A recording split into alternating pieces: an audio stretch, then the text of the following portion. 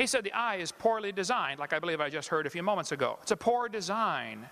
He said the retina is in front, the blood vessels are in front of the retina, so they block part of the light coming in. He said the octopus has a much better eye because their blood vessels are behind the retina. That's proof of evolution because of poor design.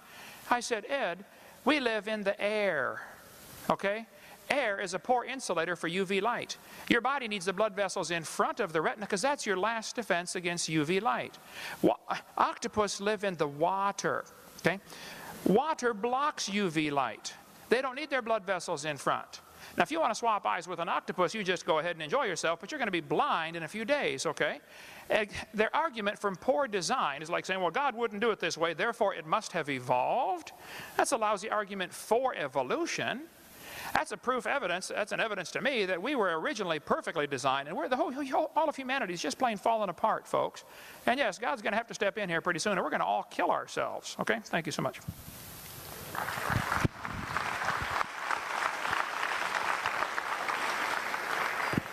Professors Reisbig, Schleifer, and Strayer, in the interest of time, seeing that we have left time for a 10-minute closing statement for each side, let's go ahead and present those now. Would you please go ahead? Thank you.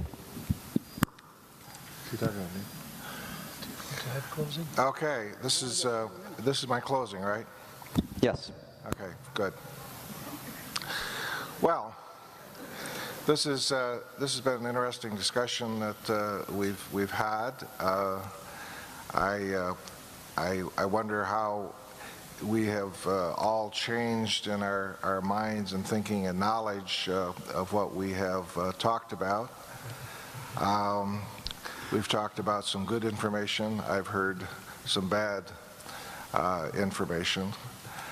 I happen to believe in the scientific method. Without the scientific method, we have no defense of sinking into ignorance and despair. And to people who do not understand the things that have been accumulated for science, we are cursed to do ignorance and ignore and what I will repeat, voodoo science, that people will believe in crazy kinds of things, and we see those kind of things going on in people today.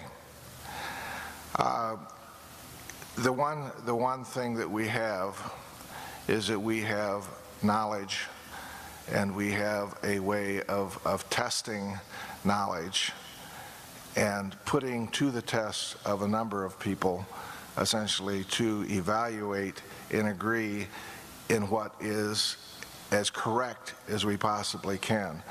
If we have nothing, then we are in despair, and we have nothing that we can possibly survive. I don't think that is true. I think the scientific method is a wonderful thing, and I think the discussion we've had today has proved that it is correct. When you die, the world is not going to change. The world will stop, because your world is in your head all along. You have no direct contact with the world out there. You have no immediate knowledge of the world. The only knowledge you have is immediate knowledge through your senses. For that reason, you work with frameworks, trying to understand, theoretical frameworks, trying to understand what's going on out there. You're trying to make tenuous predictions about what you think the next event will be. And if the tenuous prediction doesn't work out, that you're going to overturn the hypothesis that you worked under. Evolution is no different. It's a theoretical framework. As long as new information framework, we're going to keep working with it. When we have an overwhelming evidence that doesn't fit, then the scientific community will be just as comfortable overturning that and altering it to something different. And it's a fairly simple system. That's why it works.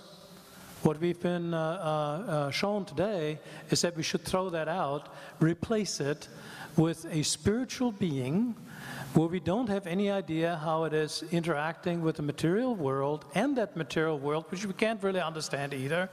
And in that complicated system, we're supposed to work scientifically. I suppose the next time you go to the physician and you have some kind of a pain, it will be pointed out to you, it's probably some little rock that God forgot's there. Doesn't make any sense to me.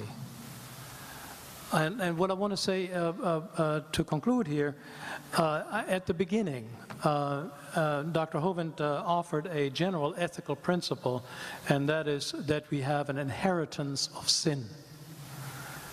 I find that abhorrent. I find that absolutely incredible to even believe that. Anybody who has seen a baby and has holding it in your arms, would you really believe that that is hellbound, that that has inherited sin? It's a most objectionable concept that is being carried around here in the name of religion. And for that reason, I also believe that we really do have a very clear-cut science, because evolution is self-correcting. It is accumulating data, that it's checking each other. It has the open scientific community exchanging ideas with each other, checking on each other, and not some kind of an authoritative system that is loaded down on us where we have no possibility of questioning. The one is democracy, the scientific community. The other is a form of authoritarianism that I find very objectionable.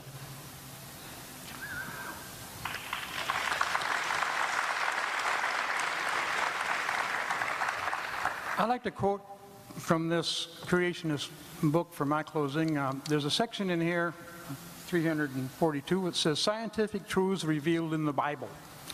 Many important scientific truths were revealed in the Bible thousands of years before they were discovered by modern scientists. And then it lists several of them. One of them has to do with the Earth rotating on its axis, and that's, this 6-day thing. Another one has to do with the Earth running down, the second law of thermodynamics.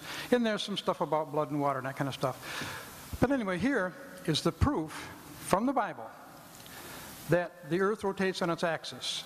It says, it tells these students to check Luke 17:31 through 34.